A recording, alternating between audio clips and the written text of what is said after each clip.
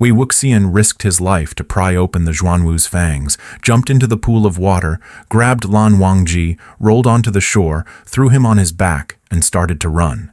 Lan Wangji blurted out, "You?" Wei Wuxian responded, "It's me." Surprised? Lan Wangji, lying on his back, spoke with rare agitation. Surprised about what? Put me down. Wei Wuxian, even while fleeing, couldn't keep his mouth shut. If I put you down just because you said so, wouldn't I lose face?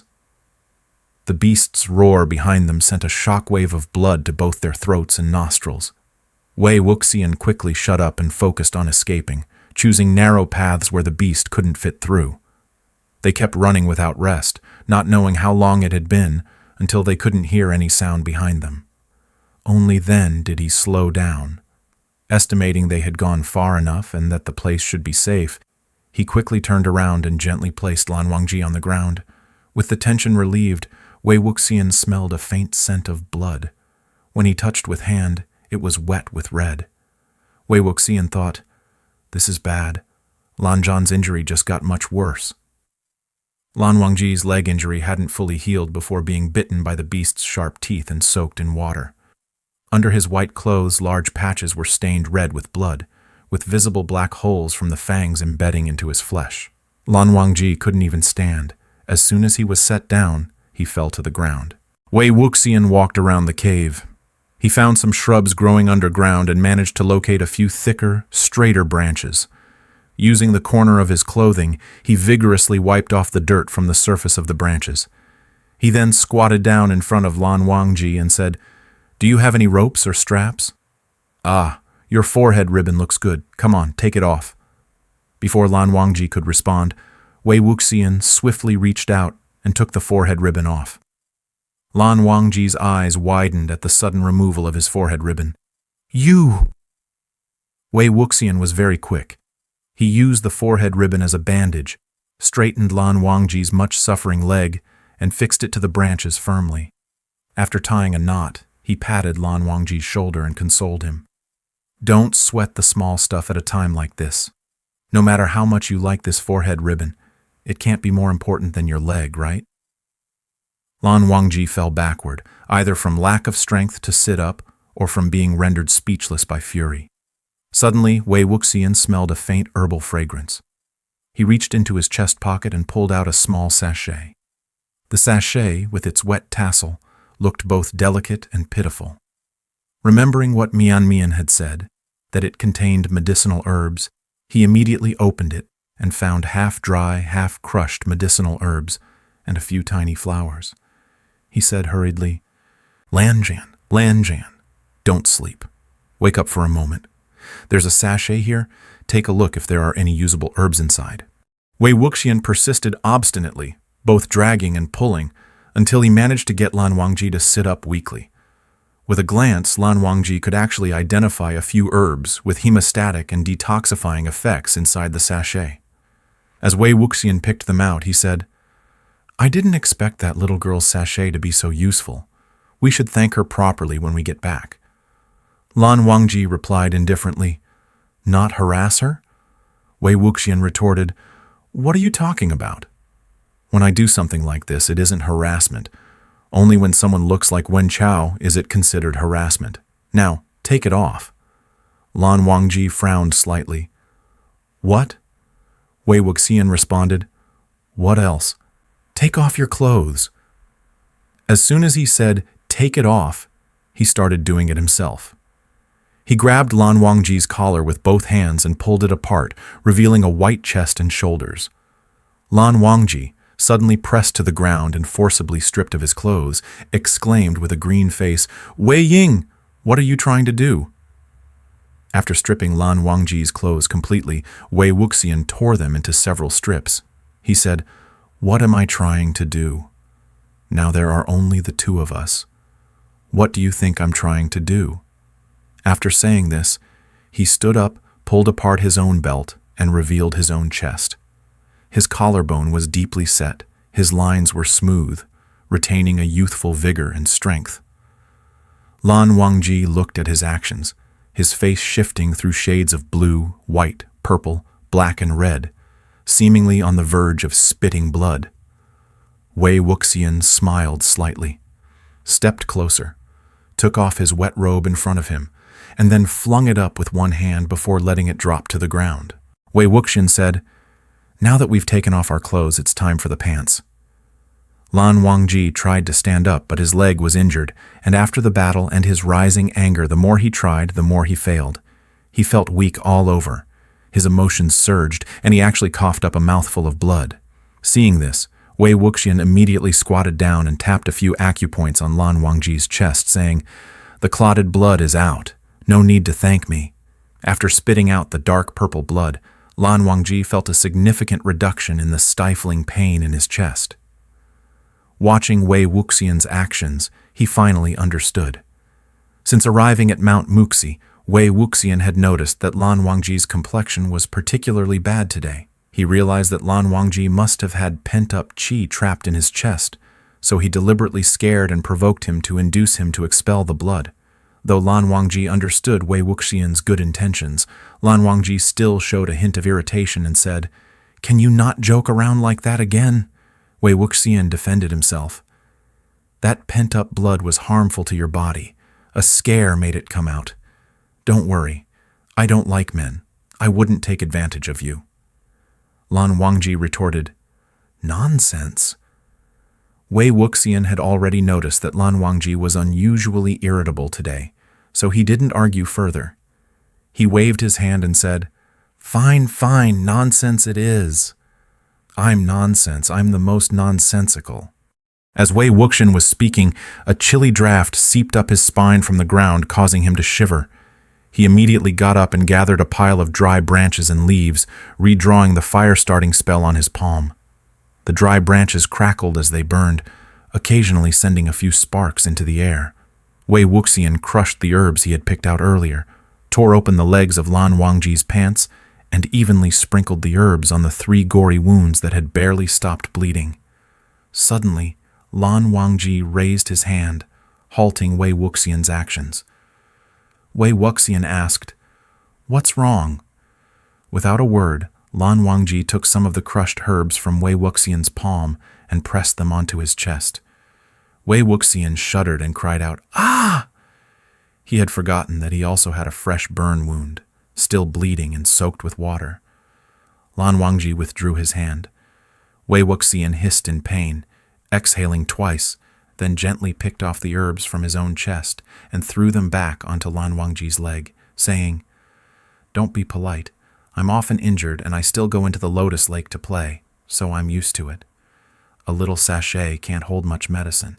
It's not enough. I think you need these herbs more for your 3 wounds." "Ah!" With a stern expression, Lan Wangji said after a pause, "Since you know pain, don't be reckless next time." Wei Wuxian replied, "What else could I do? Do you think I wanted to get burned? Who knew that Wang Lingjiao could be so malicious, almost branding it in Mianmian's eye? Mianmian is a girl, a rather pretty one at that.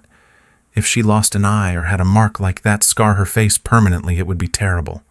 Lan Wangji said in a calm voice, "The mark on you now will also never go away."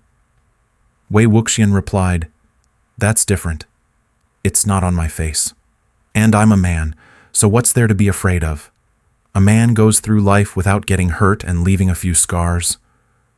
He squatted on the ground, shirtless, picking up a stick to poke the fire, making it burn more vigorously. He continued, "Besides, if you think about it another way, this mark, though it won't go away, symbolizes that I once protected a girl. And this girl will definitely remember me for the rest of her life. She'll never forget me. Thinking about it that way, it's actually kinda..." Suddenly, Lan Wangji shoved him hard, furious.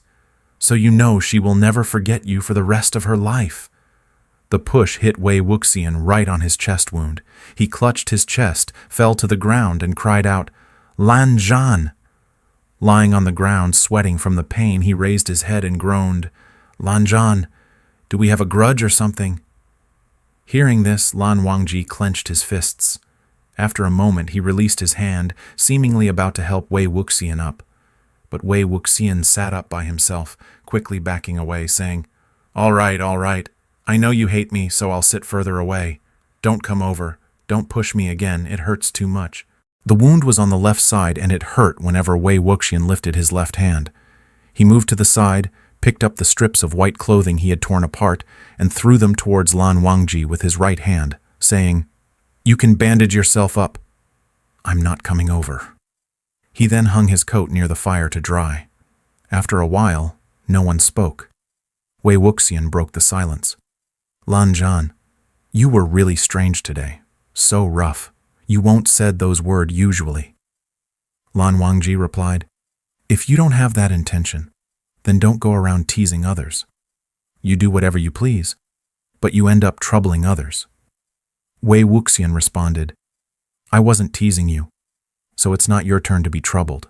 "Unless," Lan Wangji interrupted sharply. "Unless what?" Wei Wuxian mischievously said, "Unless you like mian, Lan Zhan." After a moment of silence, Lan Wangji coldly said, "Please don't talk nonsense." Wei Wuxian teased, "Well then, I'll talk more nonsense." Lan Wangji retorted, "Do you find it amusing to be sharp-tongued?" Wei Wuxian answered, "Very amusing. And I'm not only quick with my tongue, but also with my hands." Lan Wangji mumbled to himself, "Why am I wasting words talking to you here?" Unknowingly, Wei Wuxian had moved next to him again and said, clueless to danger, "Because there's no choice. We are the only two unfortunate people left in this place. If you don't chat with me, who could you chat with?" Lan Wangji looked at this person who, having healed his injuries, forgot the pain. Just as Wei Wuxian was about to give him a cheeky smile, he suddenly saw Lan Wangji lower his head. Wei Wuxian screamed miserably, "Let go! Let go! Let go! Let go!" Lan Wangji bowed deeply in the curve of Wei Wuxian's arm, bit down hard on his forearm. Hearing Wei's cries, he didn't let go. Instead, he bit more powerfully. Wei Wuxian said, "Are you going to let go? If you don't, I'll kick you. Don't think just because you're injured I won't kick you." Wei Wuxian continued, "Stop biting. Stop biting. I'll go away. I'll go away. If you let go, I'll go away." Finally, he shouted, "Lan Zhan, you're crazy today. You're a dog. You're a dog. Stop biting." When Lan Wangji finally finished his bout of madness and had bitten enough, Wei Wuxian jumped, half rolling and half crawling, to the other side of the cave. He yelled, "Don't come over!" Lan Wangji sat up straight slowly, tidied his clothes and hair, lowering his eyes without saying a word. He appeared calm, as if the person who had just been yelling, pushing, and biting had nothing to do with him. Wei Wuxian looked at the teeth marks on his arm, still shaken. He squatted down and curled up in the corner, continuing to poke the firewood. He thought in confusion, "What's wrong with Lan Zhan? Even though he saved me, I saved him too, didn't I? Not that I expect him to thank me, but why can't we even become friends like this? Could it be that I'm really as annoying as Zhang Cheng says?" While he was pondering, suddenly Lan Wangji spoke, "Thank you." Wei Wuxian thought he had misheard. When he looked back at Lan Wangji, he saw that he was looking at him with a serious expression and repeated, "Thank you, thank you." Seeing Lan Wangji slightly bowing his head, Wei Wuxian hurriedly dodged aside, afraid that he might bow to him. "No need, no need. I can't stand it when people thank me, especially when someone like you thanks me so earnestly. It feels creepy and gives me goosebumps. Definitely no need to bow." Lan Wangji responded calmly, "You overthink. Even if I wanted to bow to you, I cannot move." Seeing that Lan Wangji finally seemed normal again and had even thanked him twice, Wei Wuxian felt happy and almost instinctively wanted to move over. He was the type of person who liked to get close to others, but the slight pain from the teeth marks on his arm reminded him that Lan Zhan had just gone mad earlier and might do so again. He quickly restrained himself, looked up at the dark cave ceiling, and said seriously, "Zhang Cheng and the others have escaped. It will take at least a day or two to get down the mountain, and once they are down, they will definitely go back to their own homes instead of going back to the Wen family. but since our swords were confiscated, who knows how long it will take to find help. I think we might be stuck here for a while, so we need to solve some issues.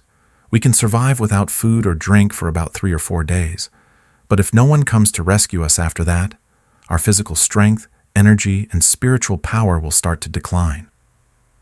Wei Wuxian drew a rough map on the ground with a tree branch, connecting a few lines, and said, "From Muxi Mountain to Gusu is closer than from Muxi Mountain to Yunmeng.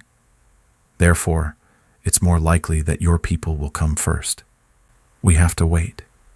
Even if they don't come, at most we wait 1 or 2 more days, and Zhangcheng will reach Lotus Pier. Zhangcheng is smart, and the Wen family can't stop him. There's nothing to worry about." Lan Wangji lowered his eyes, looking dispirited, and said softly, "They won't come." Wei Wuxian replied, Lan Wangji said, "Yunshen has already burned." Wei Wuxian tentatively asked, "Are the people still there?" "Your uncle, your elder brother." He had thought that even if the Lan clan's leader, Lan Wangji's father, was injured seriously, Lan Qiren and Lan Xichen could still hold things together. However, Lan Wangji looked desolate and said, "My father is dying. My elder brother is missing." The branch Wei Wuxian had been using to draw on the ground froze in place. A family disciple had mentioned on their way up the mountain that the Lan clan's leader was seriously injured. But Wei Wuxian didn't expect it to be to the extent of dying. Moreover, with Lan Xichen missing, it explained why Lan Wangji had been so exceptionally gloomy and irritable today. Wei Wuxian felt a bit awkward, unsure of what to say. Unexpectedly, when he turned around in a daze, he was stunned. The firelight illuminated Lan Wangji's face, making it look like warm jade, and it clearly revealed a tear streak on his cheek. Wei Wuxian paused, thinking, "Oh no." Lan Wangji was the kind of person who might only shed a few tears in his lifetime, and one of those rare moments had been witnessed by Wei Wuxian.